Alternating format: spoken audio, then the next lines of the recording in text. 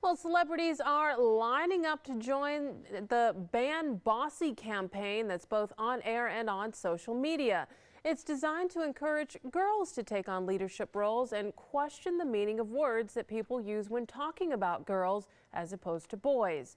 The campaign was created by the Girl Scouts and LeanIn.org, a nonprofit founded by Sheryl Sandberg, that is Facebook's chief operating officer. According to the group's website, when a boy asserts himself, he's called a leader, but a girl risks being branded as bossy. So do words matter?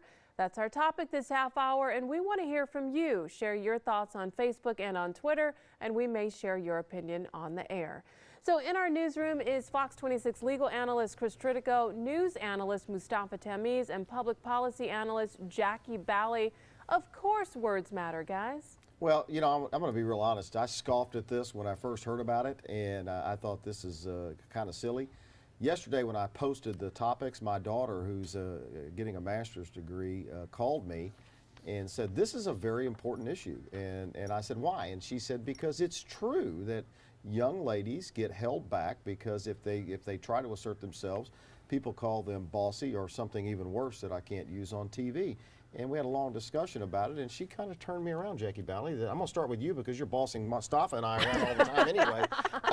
The way it's supposed to be. That's right. That's right. You know, and Maria, my daughter, said, you know, the issue is really serious that young ladies get hampered in growing up because if they try to be assertive, they call them bad names as opposed to a young man. And I think all three of us have been assertive our whole lives. And so is that something you felt? Well, I knew I loved Maria for many reasons, but she's dead on. Yes, I think if we as in women, show leadership roles, or if we're assertive in certain ways, we get called really more the other B word than bossy.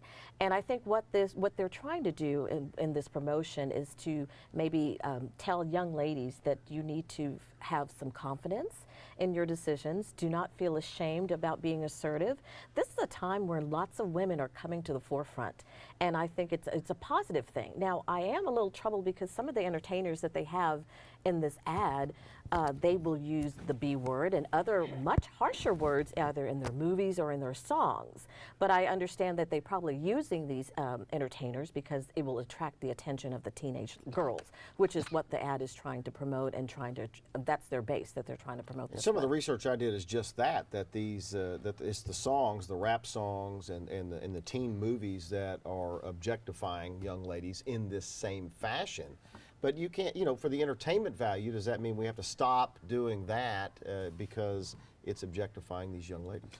Two different topics, both equally important, but this is specifically about how women are treated in the workplace and how women are treated as they're growing older and assuming leadership roles. Having done like political communication and advertising for the last 20 years, words matter, and language frames how we think about things. And so I think this is a great effort by the Girl Scouts. This is a bipartisan effort. This is an effort that goes you know, beyond just Republican and Democrat or entertainment industry, or people like Condoleezza Rice are part of it. So it's time that we do this. Let's go to Dominique. She's monitoring our social media accounts.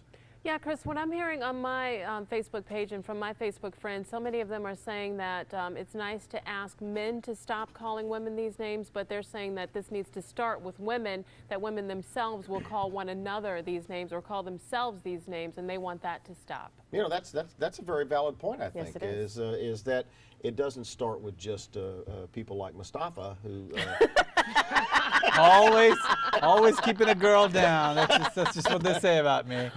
But I think that's a valid point. Oh, it's a very, very good point. And I think one of the things that we should do as parents and as leaders in the community is to use this as an excuse to sit down with our young teenagers, the girls and the boys, and try to say, look, we need to respect all of everyone, regardless of your gender, your race, your whatever, and respect the people who are around you, respect their brains. And if a woman is assertive or a young lady is assertive, we have to respect that as well. And I think Jackie's making an excellent point, because when you're teaching your children how to be assertive and how to be a leader, there is a difference between being a leader and being a jerk. And that's something that a parent could do to help their children not be labeled that way.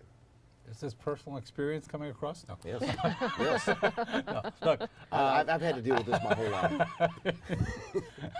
I pay anything to see that you do that. Look, this is this goes beyond just how we use language, how we use words. This is an important thing, and it's not just about how men treat women, but how society treats women. And it's 54% of our vote base. It's half of our workforce, and when we do this, it's not just affecting those that we keep down, but it affects overall society. It keeps us all back. All right, we're going to leave it right there. So Mustafa and I have decided to let Jackie boss us around even more because it's a new day. It's just wrong, Chris, wrong. It's a new day. And that's exactly the way it should be. Thanks, guys. Thank you, Donnelly. We'll see you soon.